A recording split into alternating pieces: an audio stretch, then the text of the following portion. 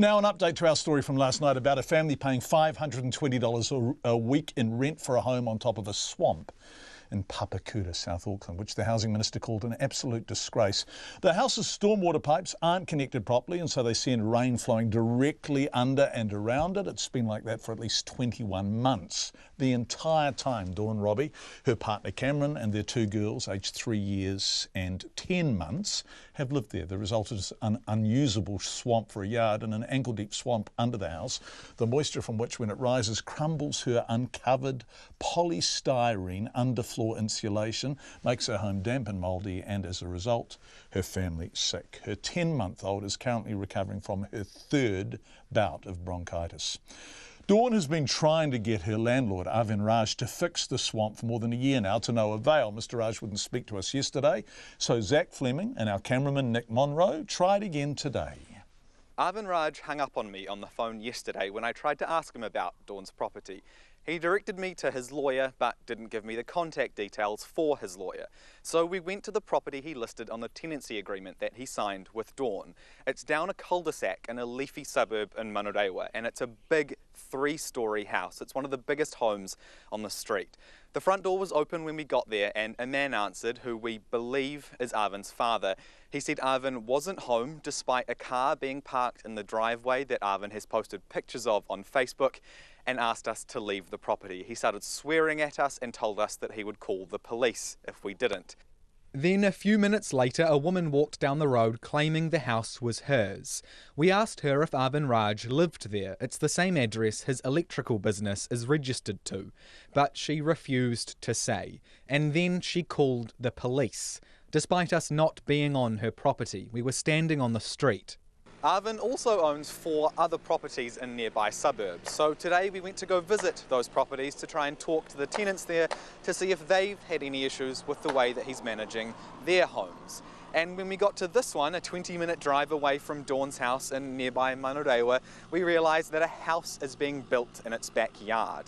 So while Dawn lives above a swamp, a house is being built on one of the properties that Aven owns. We asked Auckland Council today if the right consents have been filed for that home to be built. We're yet to receive a response. Nobody was home when we visited the other properties Aven Raj owns today, but Mr Raj did finally supply us with his lawyer's contact details.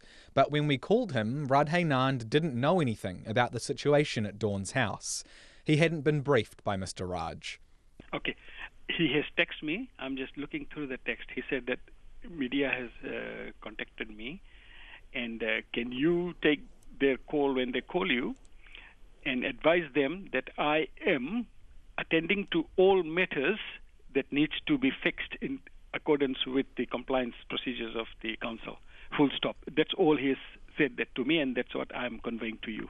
And that's all I know, that there is some issues perhaps with council, and where and how the media has got involved, I have no clue whatsoever.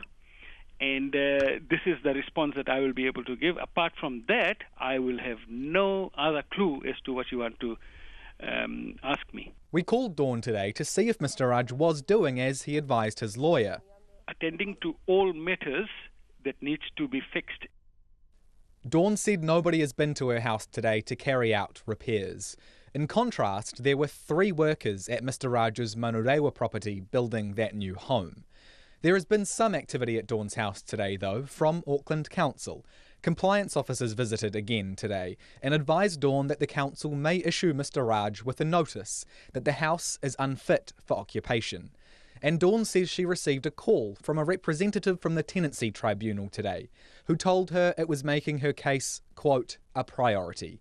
For Checkpoint, Zac Fleming. Now, we spoke to the Housing Minister, Phil Twyford, last night about this on Checkpoint, and he said it was an absolute disgrace. He said it's a textbook case of why the government wants to overhaul rental housing legislation, and is in fact doing so. So today, Zac put that to Andrew King, the head of the Property Investors Federation. Does he agree that Dawn Swamp House, as the Minister called it, is an example of why reform is needed?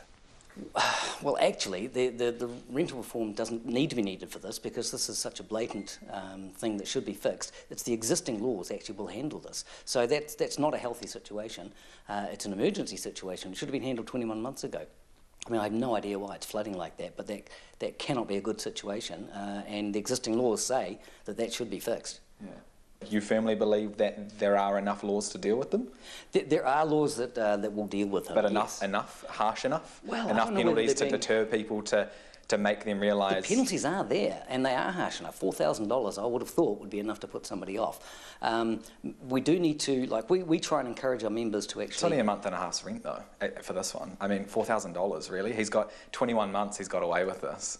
Oh, no, $4,000 is $4,000. That's a lot of money, and it will continue as long as he doesn't actually do it. There could be other penalties that could be applied as well, and in fact the council, they probably will be able to put even bigger fines. Those fines will actually go back to the council rather than the tenant, so it won't help Dawn in this case, but they are much larger. What we would like to see is good policy which really does provide a benefit for the tenant, but at a cost-effective manner, because ultimately it's going to be the tenant who ends up paying for it. That's why we supported compulsory insulation the way that it was in the minimum standards legislation, but we're a bit concerned about this one here.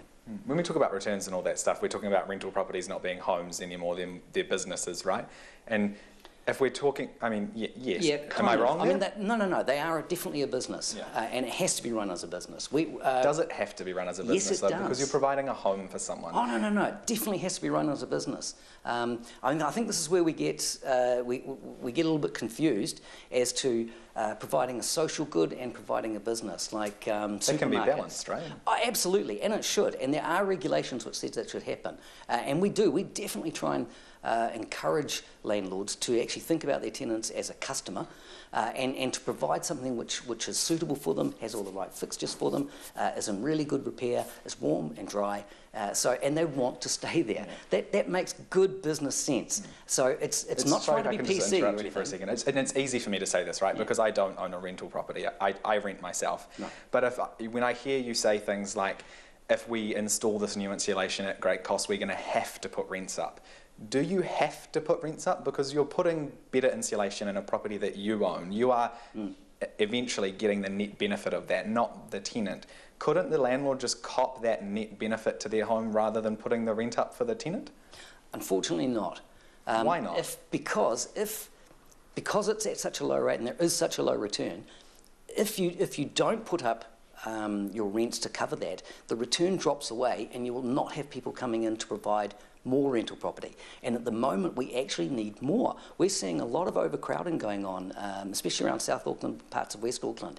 And it's not good for anyone. It's not good for the tenant. It's not good for the property, which means it isn't good for the owner.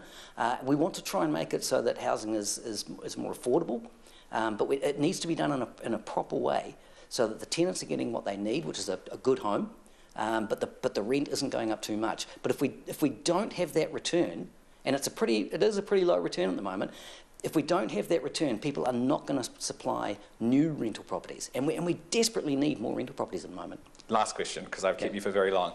Any message to people like Aven Raj, who owns that swamp home? Any message to landlords out there who might be watching this and they know deep down that they have a home that's not dry, safe, warm? Yeah. Look, if you're a landlord out there and you haven't got that kind of a property, make sure you do, because next year, by July next year, you have to have that place insulated, you have to have it insulated well, and if you don't, there will be fines. But it is someone's home. So it is a business, but it is also somebody's home. Make sure you treat it as their home, keep it in good condition, because ultimately they will stay longer. That is Andrew King talking. He's from the Property Investors Federation, talking to our excellent reporter, Zac Fleming.